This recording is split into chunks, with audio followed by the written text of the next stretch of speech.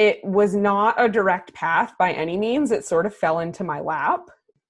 And, over the course of my undergrad, I realized if I had known in high school that this was a job option, I definitely would have picked a different major. I would not have gone into biochemistry. However, having said that, I don't feel like my choice of major has ever been a limitation. It's been relevant to lots of jobs that I've applied to. And within the food industry, there are lots and lots of diverse backgrounds. I work with people from all different walks of life and all different fields. And so one nice thing about the food industry is you shouldn't feel limited by what you're in school for. Welcome to episode 4 of the FoodGrads podcast. I'm your host, Veronica, a molecular science graduate student and career partner with FoodGrads. On this episode, I interview Sonya Turvey, the Research and Development Packaging Project Lead at PepsiCo. PepsiCo, as you all must be familiar with, is a global business which have some of the big name brands under it, like Quaker, Tropicana, Gatorade, Frito-Lay, and Pepsi Cola. But that's just a few to name. Sonya has such a cool job because she works specifically in the packaging development department for the Frito-Lay division. In this episode, we learn about Sonya's role in the company and what exactly a packaging project lead does. There's a lot that goes into designing a packaging for a product, so I'm sure that you'll learn a lot, just like I did. Sonya and I spent a lot of time talking about her career journey and how her co-op experience was while doing her biochemistry degree. Sonya strongly advocates for doing co-op during school, and she talks about how it changed her life and gave it direction. Another big focus of this episode is talking about informational interviews and networking. Sonya gives some great tips on how to land your first job out of school and how to get hired for a co-op position. There's a lot of good lessons in this episode that you can take if you're a student still in school and you're planning on taking co-op or considering it, or you're just trying to find your next co-op position. So I really think you'll enjoy this episode. So, on to the show.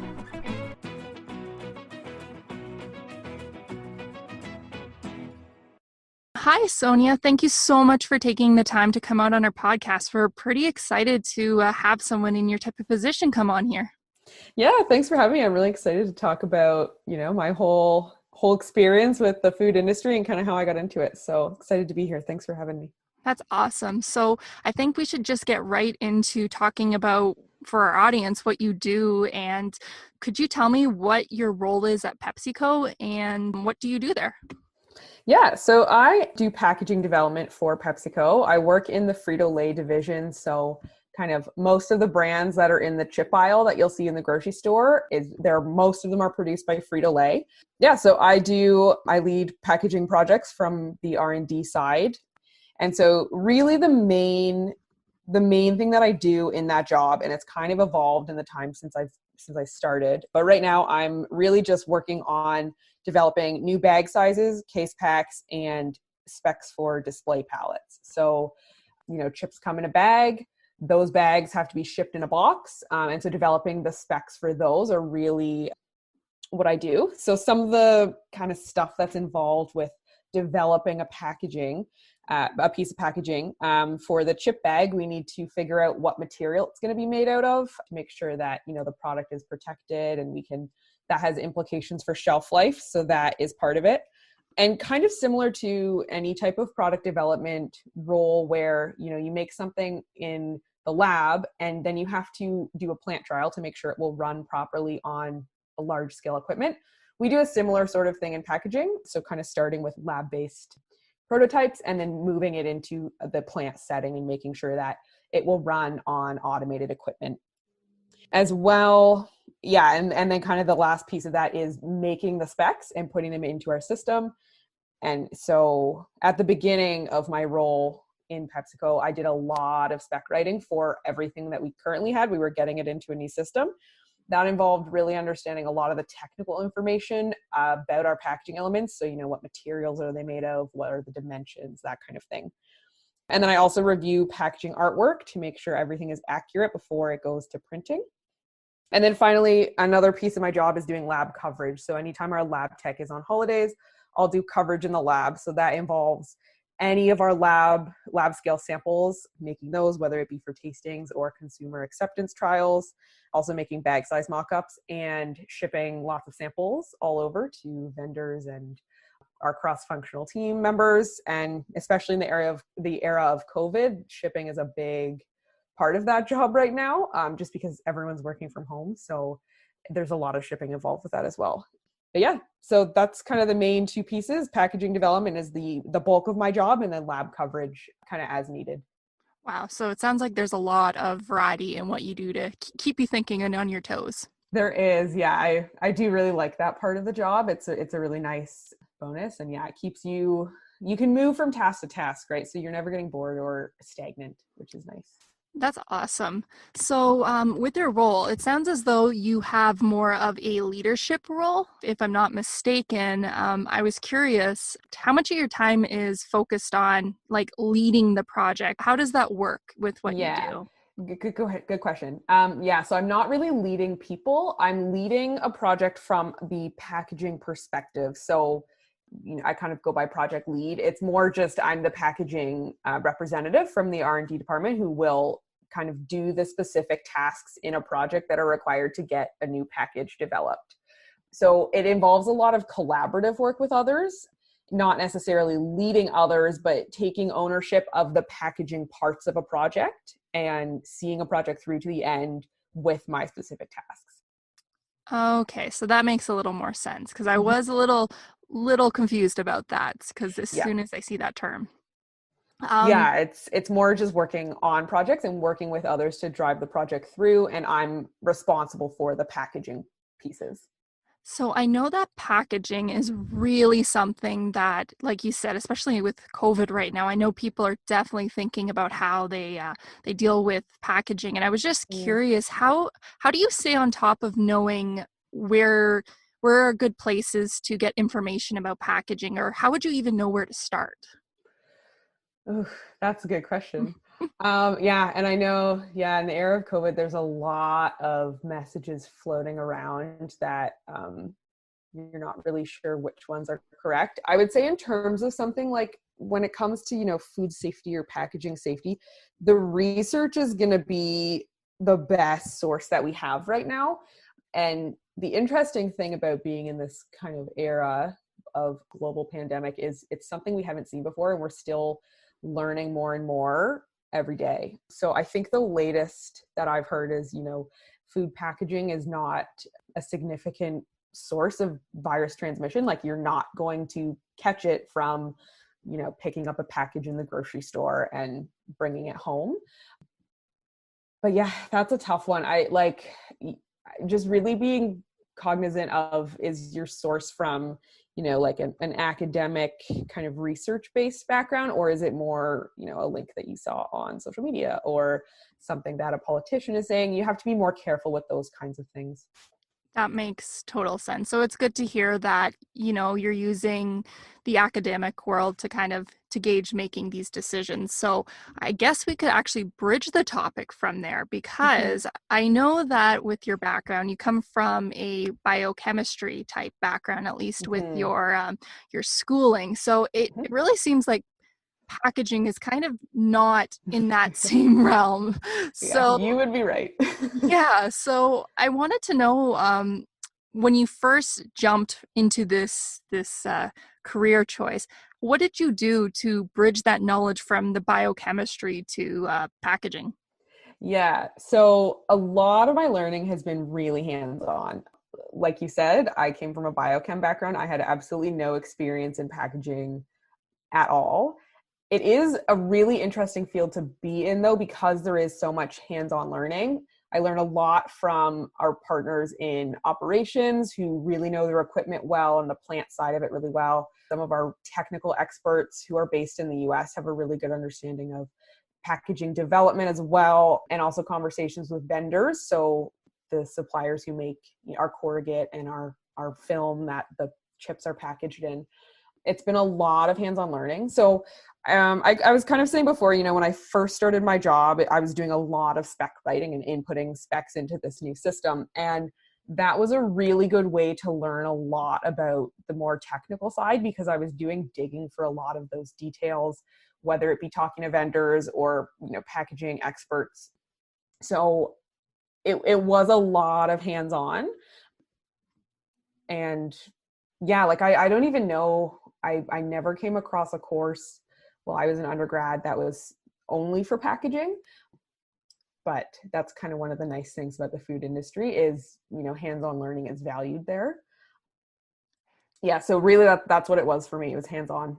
Definitely, that's something even I know when I went into QA and coming from a chemistry background, it was a lot of, like, when I started to work at we were dealing with peanuts where I'd worked. I know that I would just go out in the plant every day and like talk to everyone, and I would eat peanuts. Like, I'd be like, how is this different from this peanut? And it was definitely a lot of hands-on learning. So Yeah, and I find too, like when you're in university, you're in such an academic environment, right? And the stuff that you're learning can be so focused on such a tiny area of research, especially when you get into your upper years, at least in a science background like I have.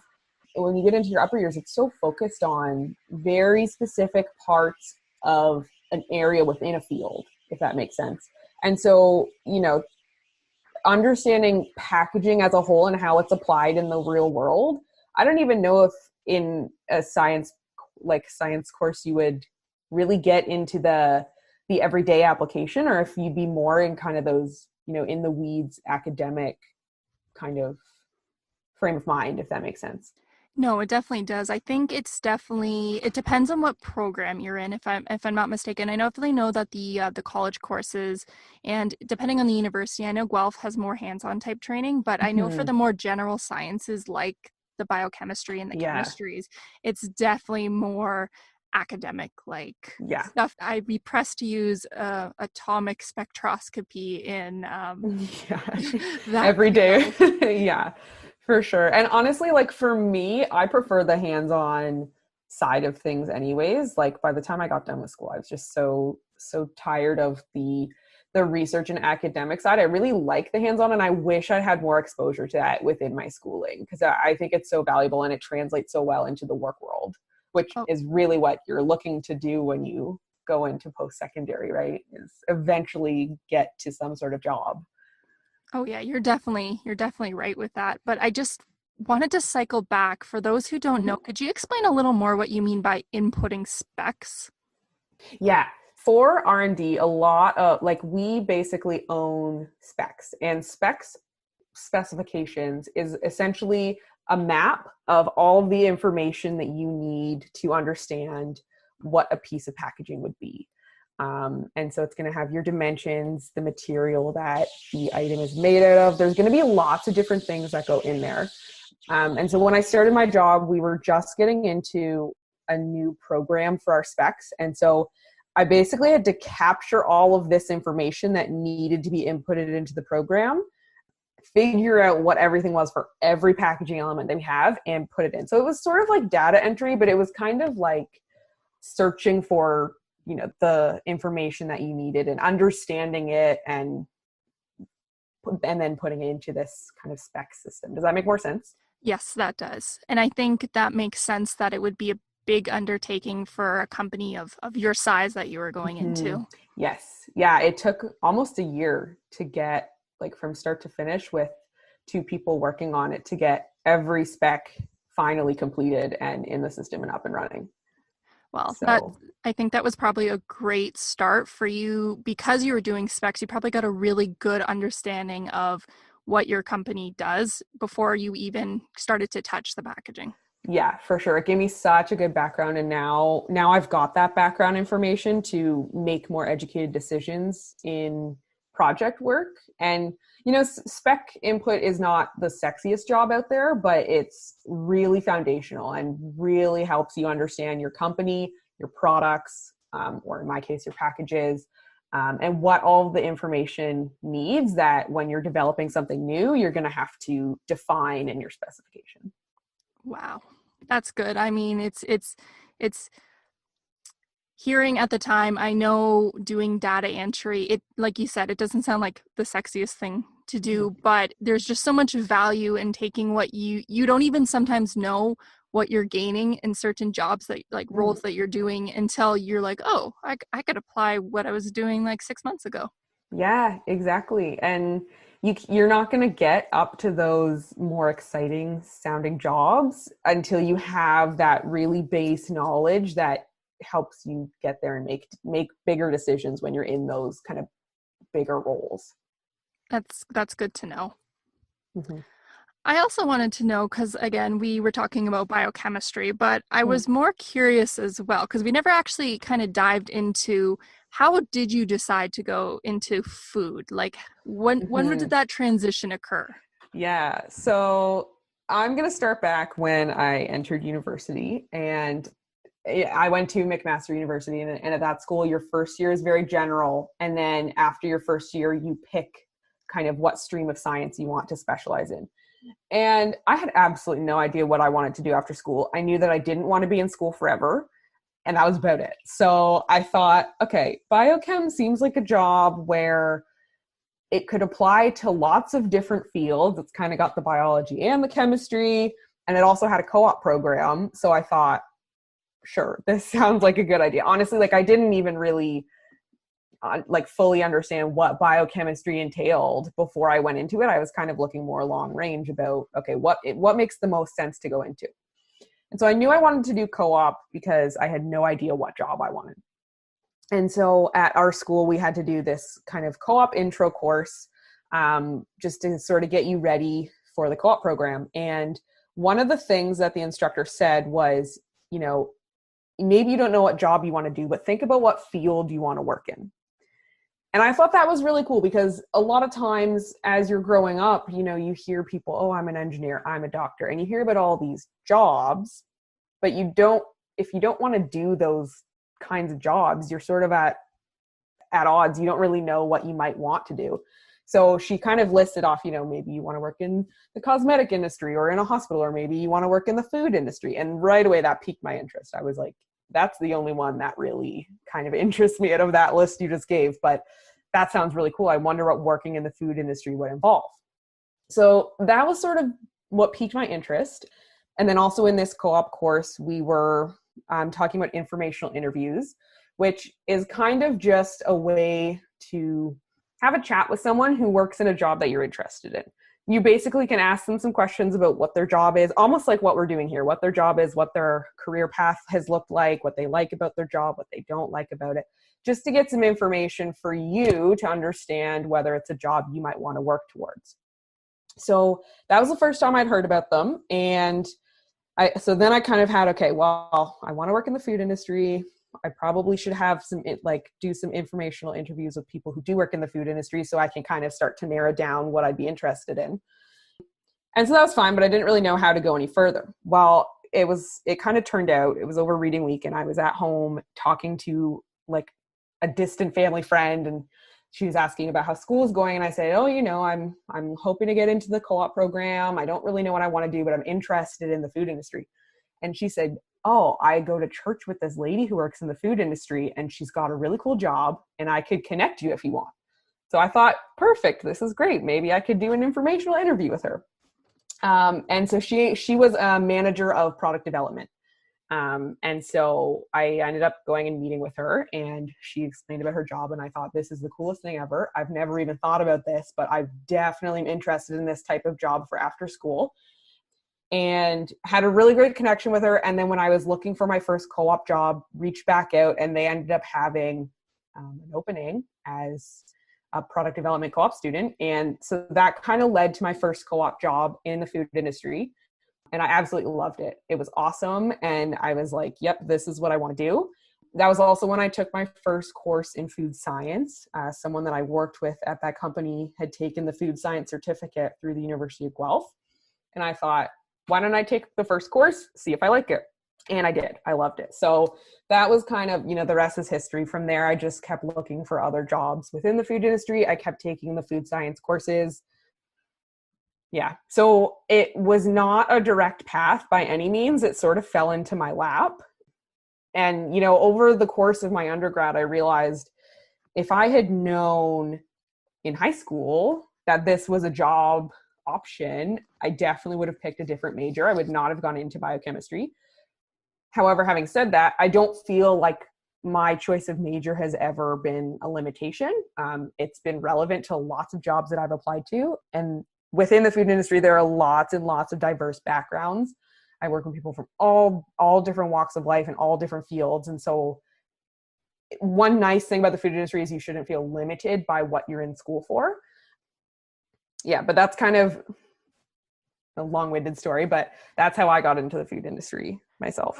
No, that's perfect. I mean, there's so many little bits of knowledge that I'd want to like break down and all that. I know the first thing that comes to mind, you say that the position had fallen into your lap, but I mean, that there's anything from it. I mean, just getting the informational interviews, that is definitely a piece of advice that I give to a lot of people as well, because I mean, you just get to know. I mean, there's nothing wrong with knowing. At the worst case, you find out what you don't like. So Exactly. And honestly, like, people love to talk about themselves. And so if you reach out to someone and you say, can you tell me about your job? I'd love to learn about it. No one's going to say no.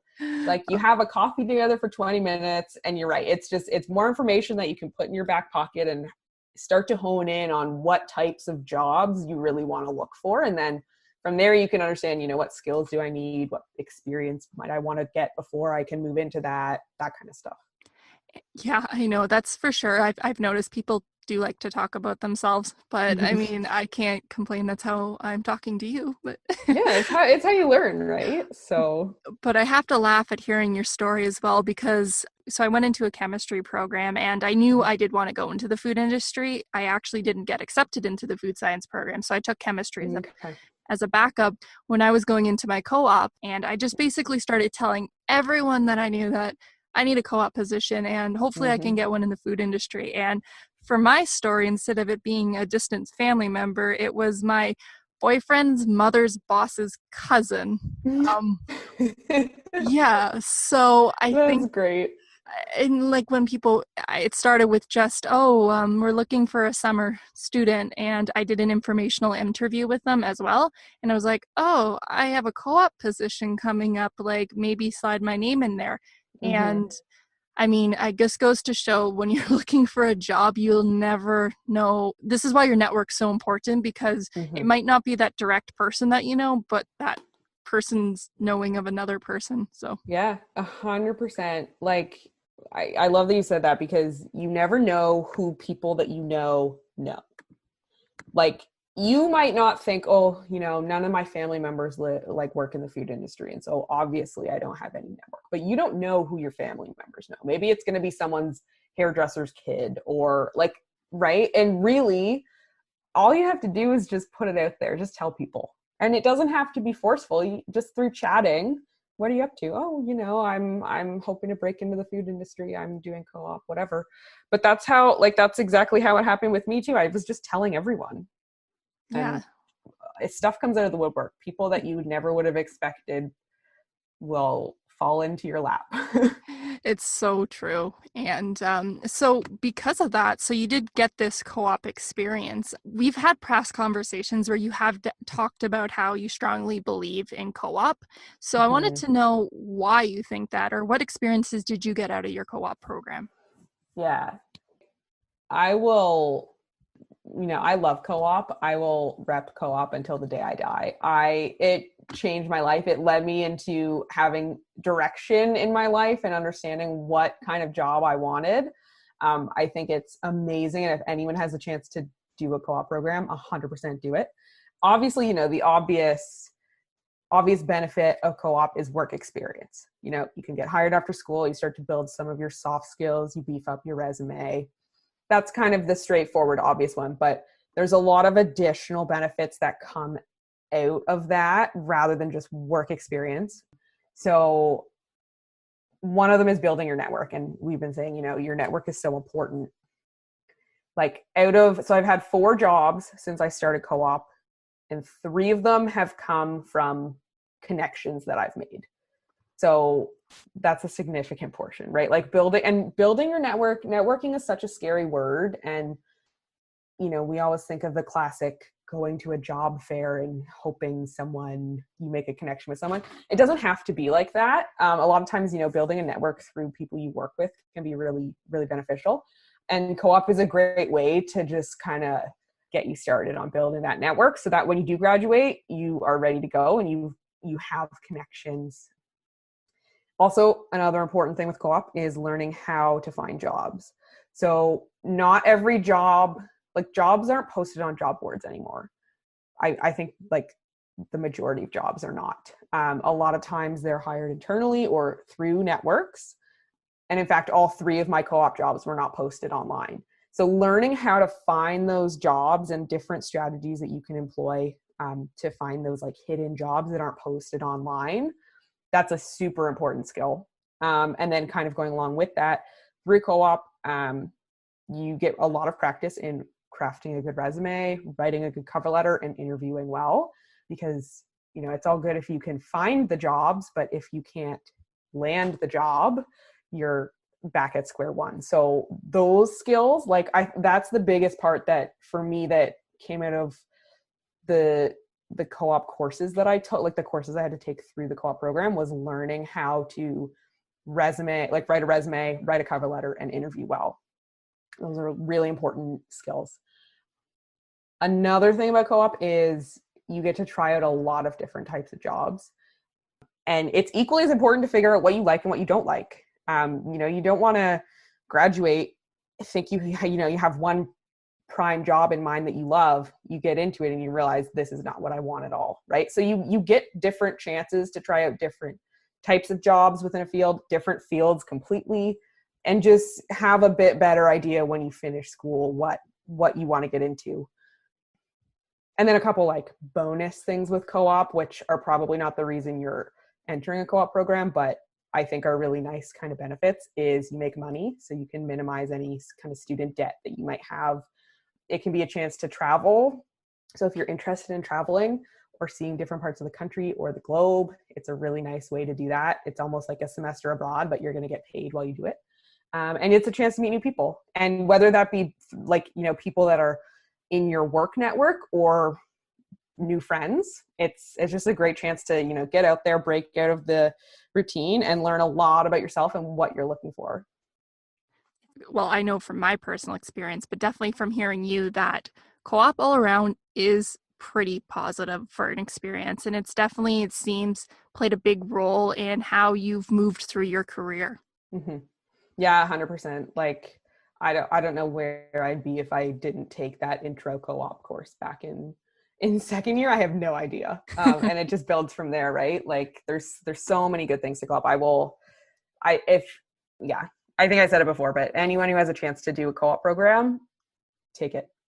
So because you've done co-op, I know that a lot of students, even when they have co-op positions and they've got that work experience, they've learned how to do their resume, and it comes to time of graduation and they still have that hard time finding a full-time career.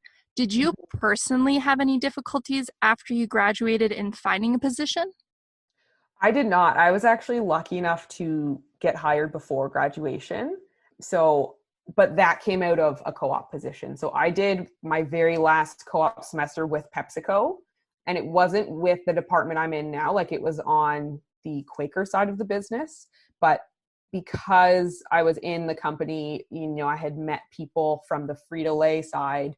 They had a position and sort of just worked out. Like, they had a position opening. They knew that I was graduating, and I'd had a good experience in my Quaker role. And so they approached me in, I think, January of my last semester, and we're kind of like, we're looking for someone to fill this position. Here's the job description. Would you be interested? Do you want to come in for an interview? So that's kind of how I was very lucky. But I think I started looking for jobs and, activating my network and looking at job boards and that kind of thing in December. So I was already kind of working on it when that happened. But I was very lucky. I didn't ever have that period of, after graduation and still having trouble. So it really goes to show, even if the co-op experience itself, you might, for example, find out that you don't really like what you're doing, it does pay to have a good attitude and a good work effort, because your name can almost ripple to other areas that you might not even notice. Yeah, for sure. And that's actually you kind of piqued my brain there.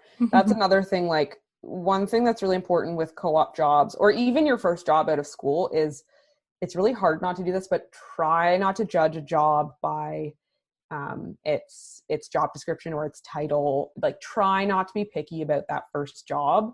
I find in the food industry, I'm not sure about other industries, but definitely in the food industry, every company that I have worked for has really valued anyone with experience. And, you might have experience in the job that you absolutely hate and you never wanted to do, but that is going to play into maybe the job you do want to do. And having that, we were kind of talking about it before with, spec writing, but maybe it's on the floor of a company. That like really foundational baseline experience is so important and can really prepare you for the next job. And so it's really important to not worry too much about your first job and what the job description is. It's getting your foot in the door and getting that experience. That's really the key piece of that. Yeah, it sounds like it. I definitely know that it's always how you take the information, or how you take what experience you've had in your life and just taking them and being positive about them and using them to apply them somewhere else. Because like you said, in the food industry, I think everything's very interconnected. And I think it's, from what I understand, it's one of those unique industries where if you have experience in QC, it still becomes applicable in R&D, or it becomes applicable in accounts management. Yeah. It always relays. And even working in operations, even if you're someone who is working in on the line packaging, that can still translate into another portion of the organization. For sure. Like, I work with like operations very closely in my job. And I wish I had some of that experience, because like, I feel like that's a knowledge gap. And yeah, like the other part of it too is you never know what you will like. Like, my second co-op job I got in quality, it was in QC. And I was really happy to have a job, but I was a bit apprehensive because I didn't think I wanted to do quality. I was stuck on product development, and I was like, I just don't think I'm going to like this quality job. And I loved it. Like, it surprised me. I absolutely loved the job. It was really interesting. I learned a lot, and I am still considering quality as a potential path I might take in the future as my career evolves. Like, you never know what you're going to enjoy is the other piece of it too. Yeah, and it sounds like with what you're doing right now, you get to brush in doing those types of roles when someone's off. You were mentioning that you sometimes fill in for other individuals. Yeah, and I know this is speaking from PepsiCo, but I think it applies to lots of companies, is that broad experience is really valuable in upper kind of leadership or management roles. It's really valued. So getting lots of experience, no matter what it is really important, and you never know where it'll take you. Yeah.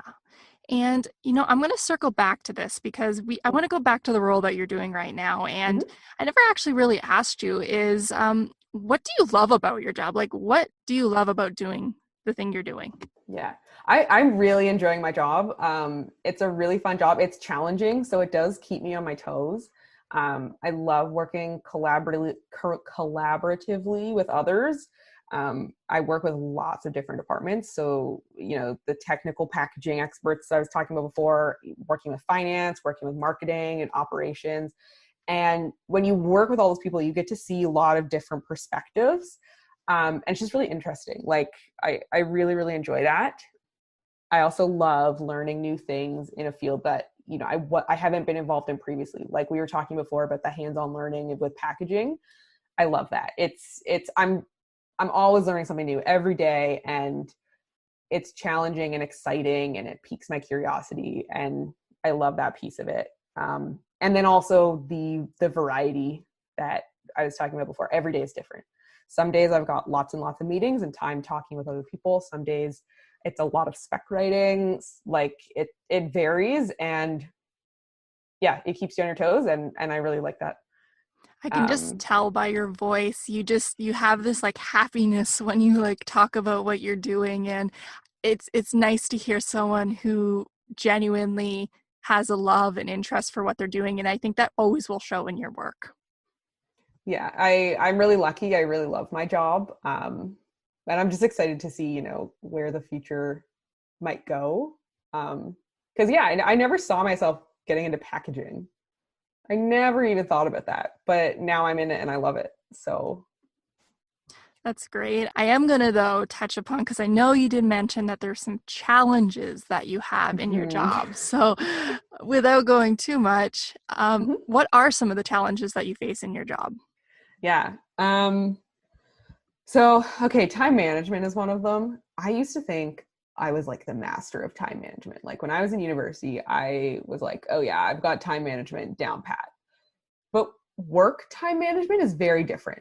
When you're in university, you've got 4 classes a semester. You've got a couple projects for each, and you have to kind of manage those classes for 4 months, maybe 8 months, and then you're done. But at work, like you're juggling a lot. At least for my job, I'm juggling a lot more projects than that. And a lot of times they're much longer deadlines. Like we can be working on things for the end of 2021 right now. So you're juggling a lot of tasks, but they all have different timelines. Your projects are all in a different spot. And so it's like I had to reframe the time management strategies that I use at university to apply to work. And I feel like I'm still getting there. Like I don't always feel like I'm there yet. Sometimes I feel really frazzled just because it is very different. It's like higher volume. But I'm not sitting there and working on a paper for a week straight the way you might do at university. And then I guess another thing is like, I still feel like I'm really early on in my job. Like I've been there for a year and a few months now. I started last May, and I'm learning every day and I love it, but I still feel like I'm so green in the job. And it takes, like I'm still building my confidence in my own abilities, and it can be really frustrating because you just want to get to the part where you're good at your job and it comes naturally and you know what to say and you know what to do all the time. And I don't feel like I'm there yet. I mean, I guess the positive spin on that is every time you do something wrong, you learn and you know not to do that again. But yeah, sometimes I'm just like, I just want to be like, I want it to be natural. I want to be there. You know what I mean? Right. Oh, I definitely know how that feels. Yeah. I'm like, I think that all the time when in my program right now, I'm like, well, why can't I do knowledge and think at a high critical level thinking of this research that I've been doing only for 3 months? Like, I should know. Yeah. We're so impatient. Like, we just want to be there. We want to be at the point where we're the expert. I know, but it takes time. It really does, but it's just so exciting because you get so excited about this stuff, and you're like, your excitement is outpacing your actual your skills. So you're trying to get there, and you're like, I want to know that, but I have to actually sit down and know that. Yeah, and some things just take time, right? Like there are some things you can't just learn, in a day or by doing it once. Like, and yeah, it's all about patience, and I mean that's not my strong suit anyways. But yeah, that's kind of a challenge as well. But I think, it sounds like you are learning. Especially as a student, planning a project that goes all the way till next year, like it's just not something you get a lot of practice with when you're younger, I find. So exactly. Yeah. So the work world is very different than school. And yeah, you learn as you go, right? And so we are coming close to the end of the time that we have recording. I know this conversation's blown by. Just flying by. It's a good conversation. Yeah. So I'm just going to finish up with a few more questions, but one of them. Lightning round. Okay. Well, we'll start with, it might not be as lightning, but why do you think the food industry is a great place to work? Oof. Yeah. Okay, so I love to eat, and you get to eat when you work in the food industry. So that's a definite perk.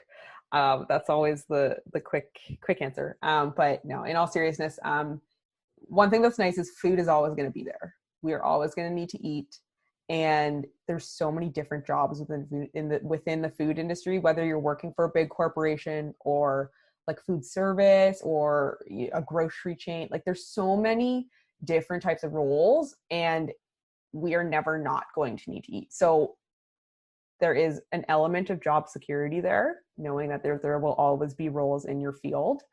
Yeah, I guess the other part that I love about the food industry, we kind of touched on this before, is the diversity of the people in the food industry. Like there are so many backgrounds. I work with people who have PhDs, and I work with people who have worked their way up from the plant floor to being like a leader in the plant, like a big leader at the plant level. So you get a huge variety of people and perspectives.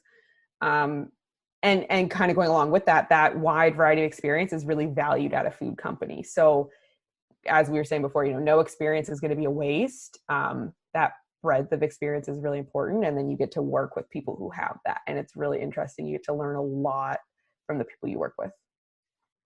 I think those are pretty good reasons why the food industry is awesome. I mean, I do like eating, but but with that aside, I think it does show from what you've said with your hands-on experience that you might not think, even for someone working on the operations side, that being a packager, just working on the line, or even being a machine operator, that some people could very much view that as a career that could go nowhere, but that's by no means not true. So. Yeah, exactly. Yeah, there's nowhere to go but up in the food industry. Or if you're very happy with what you're doing, I think it's also a place where you can stay in that position if that's something that you're happy with. Yeah, and there is that security because food is so important. Like, yeah. And I think if this situation globally has shown anything, I think it has shown how solidly it's needed, no matter how uncertain the world is. That is the one certainty I think people can take is that food is needed. Yeah. Just some personal opinion. Do you have any books, podcasts, or anything that you would suggest for students to check out? Anything interesting? Yeah. So I have a couple podcasts that I love. One is called Gastropod, which their catchphrase is that they look at food through the lens of history and science. It's more of a fun listen, but it can really like pique your interest into a certain area or a certain part of research. And if that's kind of the way that you want to go is into research, it's really cool. So that's always a fun listen. Also, My Food Job Rocks is a great look into tons of different careers in the food industry. There's so many episodes of that podcast, and just looks into different jobs and in the food industry, what they're all about, why they're awesome. Yeah, so those are my two. Sorry, what was the other? Oh, I just had said books, or if there's people they should be following. Okay, people, this is not specific, but I would recommend, if you've got a company that you're interested, creep their name on LinkedIn with the title of job that you might want to learn more about, and then connect with those people on LinkedIn. So it's not like a specific influencer or anything to follow, but look at what the companies that you're interested in and the types of jobs, and creep those people and send them, a connection note. Just explain, I'm interested in learning more about the food industry, and you can learn a lot from the companies that are really relevant for you by doing that. See, I can go back. You're already thinking about those informational interviews. I know that's what you're... I know. It's okay. I never turn off. It's smart, though. But your other two suggestions, first of all, Adam is a beast with his podcast, and he just goes, and I highly recommend My Food Job Rocks. I mean, it's amazing how many people he's talked to, and I love Gastropod. They've been doing it. Yeah, I haven't listened to him recently, but I have listened to a big selection of, their stuff is really good material where you can just go, their beginning episodes are so good too. It's just the quality all around, no matter what point. And yeah, I love that. It's so interesting. It's stuff that you wouldn't necessarily know or think about Yeah, for You sure. know what? Another thing, sorry, I just cut you off. No problem. Another thing is IFT, which is the Institute of Food Technologists. They have like newsletters that you can subscribe to, and they're like quick little snapshots of research briefs or updates about really big companies that come out, like depending on how often you want them. They can be really cool just to stay up to date on the food industry, what's kind of going on, what are big headlines in the food industry. So that's another thing that I would recommend. And you don't have to be a member, you can just subscribe. Oh, that's interesting because I would have just assumed you had to be a member of IFT for that. You do not. I've been getting those for like 2 years. So for anyone that's interested, I'll just link to everything that you just mentioned in the show notes. So yeah, so we'll finish it off with you. And what advice would you give someone who wants to pursue a career similar to yours? All right. I feel like I've kind of said these, but don't judge a job by its title or description. Every experience is valuable. You never know what you'll like. You never know where it could lead. And getting your foot in the door is really important. So try really hard not to be picky and just get that first experience, whether it be a job, your dream job, or a job you never thought you would consider. And the other one is networking. And we've gone over like informational interviews, coffees with people. Networking can seem intimidating, but you can do it in less intimidating ways. Like we said, just tell everyone that you're interested in working in the food industry, and you will probably find a connection. Add people on LinkedIn and reach out and ask if they'd like to chat about their jobs. Events, like I know they're kind of hard to come by right now, obviously, but if you follow groups like FoodGrads or CIFST, which is the Canadian Institute of Food Science and Technology, they've got events and stuff. And that's also like, if networking events is kind of up your alley, follow big kind of groups like that where you can find those sort of conferences or networking events. Yeah, those are my big two. I know I've said them like 3 times now. That's okay. We're just gonna drive it into everyone's heads because they're so valuable, and it just goes to show that you have to keep saying what has worked for you truly, because I can tell that networking and talking to people and your co-op experiences and just taking everything as a stepping stone has been so valuable in your career. So yeah, for sure. We're going to end that there, but because you're very on about networking, if someone did wanted to come in contact with you, do you have any places where someone could follow you or reach out to you? Yeah, for sure. Just on LinkedIn is awesome. Yeah, my name's Sonya Turvey, so you can just creep me on there and shoot me a message and reach out, and I'd love to chat more if anyone's interested. Yeah. Who knows? Maybe someone else will get an informational interview on. Yeah, exactly. So we'll finish it for that. So thank you so much for taking the time to be on the show. This was a really fun conversation. I know that I've been trying to connect with you for a long time. So it's great that we sat down and had that conversation and be able to share it with others as well. Yeah, this was awesome. Thanks so much for having me.